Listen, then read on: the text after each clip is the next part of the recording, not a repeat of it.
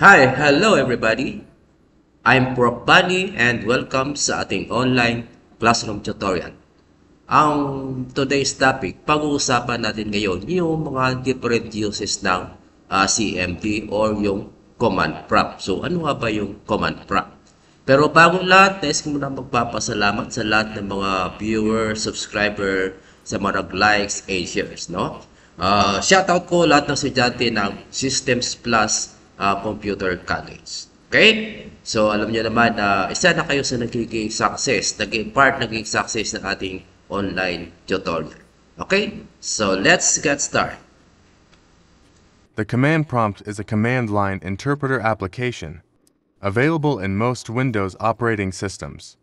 It provides a text-based interface for users to interact with the operating system by typing commands.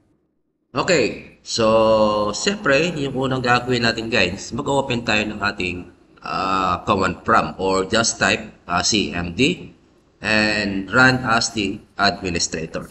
Okay, so dito no, i-discuss natin yung mga different uses ng CMD or command prompt.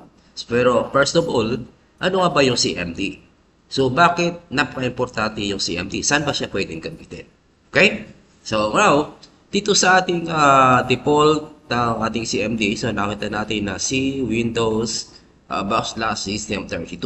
So the first gagawin natin guys, paano pa natin babaguhin yung mga background and the foreground color ng ating command prompt. So by just type, number 1, help color. Type nyo lang help color. So makita natin guys yung tinatawag nating mga colors, no, yung attributes specified by 2 hex digits, no. The first corresponds to the background, the second the foreground.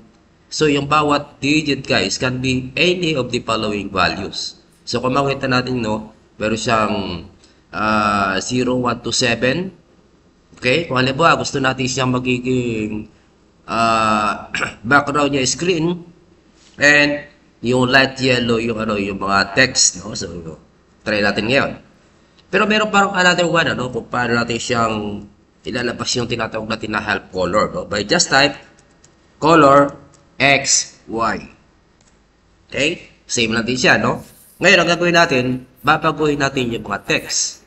Okay? So, number 1, gawin natin siyang red, for example. Ito yung red. And then, yung background is bright white. So, yung red, number 4, muna natin, color 4, then yung bright white is F, then hit enter. So, makikita natin, meron siyang red background, and yung mga text dyan is white. Okay, so another 1. Kung halimbawa yung background natin is, gawin natin isang, halimbawa, yellow. Okay, so yung ano naman niya, yung mga text, gawin natin siya ng light red. So yung yellow, so color, yellow is 6. Di yung light red is C, then enter. So yun, so makita natin yung ano yung paano natin papalitan yung ating foreground and the background color. So again, gusto natin siya ibabalik, so just type lang color. Okay, so babalik na tayo dun sa dati. Okay, so again, CLS tayo. ipconfig is a command line utility available in Windows operating systems. It is used to display the configuration of the network interfaces on a Windows computer. The name ipconfig stands for Internet Protocol Configuration. Okay, so next command, yung tinatawag natin na ipconfig. So, kung mo dyan, ginagamit natin yan sa mga networking natin, di ba? ipconfig, no, para makita natin yung mga network configuration. No? Or sa networking, ginagamit natin yung tinatawag natin na ping. No, para i-ping natin yung kung ba naka-peer-to-peer tayo, so malalaman natin kung connected ba tayo sa another system. Okay, so try natin yung ipconfig. Okay, then enter. So dito makikita natin yung mga tinatawag natin na mga connections. So merong wireless, no, yung mga LAN adapter, yung Wi-Fi, okay? then yung tinatawag natin ng mga Bluetooth network connection. So, ibig sabihin, ano nga ba yung yung IP config? Okay. So next, halimbawa paglalagay tayo na IP config all. Lagyan natin ng all, sa halimbawa /all. Okay, so /all. Okay, then enter. So makikita natin lahat din, yung mga subnet, yung mga DHCP, yung mga tinatawag natin na Ethernet adapter. So same natin kanina doon sa IP config. So yan yung ibig sabihin ng IP config or IP configuration. Okay, so CLS again, again natin para may clear script para hindi masyadong magulo, Okay, next. Another one, yung IP config, what we call release /release. Then hit enter. Okay, so again enter. Yon. So same lang din yung kanina, di ba? So makikita natin yung mga iba't ibang mga connections. Wireless LAN, yung mga DNS, temporary IP, yung mga link, yung mga Ethernet adapter. Okay, so again, CLS. Then next, yung halimbawa, CLS muna tayo, enter CLS. Gusto natin papalitan ito yung Windows System 32. Gagawin natin siyang pangalan. Okay, so paano gagawin yan? Just command prompt. Halimbawa, gawin natin siyang prompt code with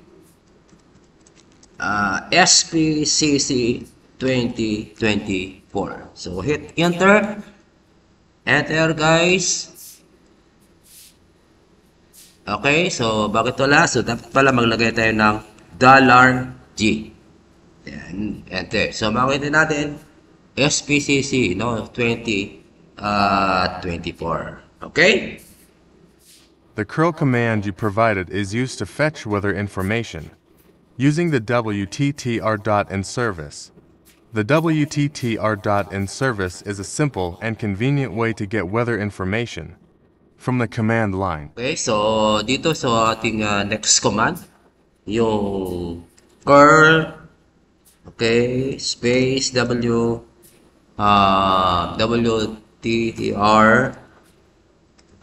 .in, for example, Philippines. Okay, so pag sinabi natin curl, command you provide is used to fetch weather information using the WTTR.in services. So yung WTTR.in yung services is simply and convenient way to get weather information from the command line. So just hit enter. So makikita natin meron siyang morning, may noon, tsaka yung evening.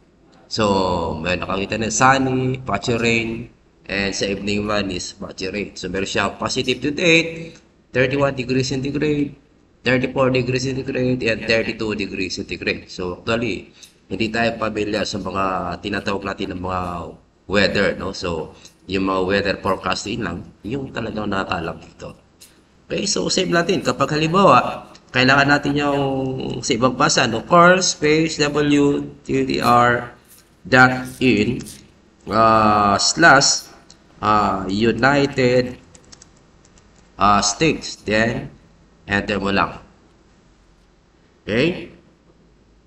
So, yun. So, makakita natin ulit dyan yung tinatawag natin na weather condition. Okay?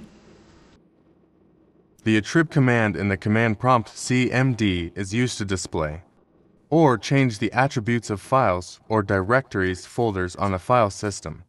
Attributes are properties or settings associated with files and directories that determine how they can be accessed or manipulated. Here are some common uses. Okay, so next CMD uses, yung tinatawag nating attrib. So ito yung paraan kung paano pa natin i-hide and unhide yung mga folder natin na nasa desktop. Ibig sabihin yan, gagawa tayo ng folder sa desktop dito. Halimbawa, ito yung Giovanni SPCC. Ngayon, ang gagawin natin guys, itatago natin siya. So, para magkaroon siya ng mga protections, lalo-lalo na kahit doon sa mga pumapasok ng laboratory, yung mga pag nakita na yung naka-folder, tinatanggal na nila, no? Okay. So, since na nasa desktop siya, papasukin natin, no? CD. Okay. So, desktop. Enter. Then, gagamit tayo ng dir/w. Ibig sabihin yung directory kung saan natin siya pwedeng makita. So, ito, no? Giovanni SPCC na close bracket siya, di ba? Ngayon, ang gagawin natin, itatago natin siya ngayon. So, yung first command, yung tinatawag natin na attrib. Attrib space, plus S space, plus H space, plus R space, and yung file name which is Giovanni SPCC. So, titingnan natin yan. Once na i-enter ko, dapat mawala na rito yan. Okay, then enter. And that's it. Nawala na, di ba? Ngayon, pag nag-directory tayo, dir/w, wala na yung ano doon. Wala na yung Giovanni SPCC. Nakalagay dyan, Giovanni personal na siya. Okay? Ngayon, after ng next day, babalikan na ngayon. Gusto mo makita ngayon kung nasaan yung folder mo. So, vice versa lang. Kung dati is positive, ngayon is negative. So, lagay mo lang, attrib, space, minus S space, minus H space, minus R space, then again, Giovanni SPCC. So, enter. Ngayon, dapat makikita natin siya dito sa desktop. Ito na siya, Giovanni SPCC. No, napakasimple lang. Yung hide and unhide folders on desktop.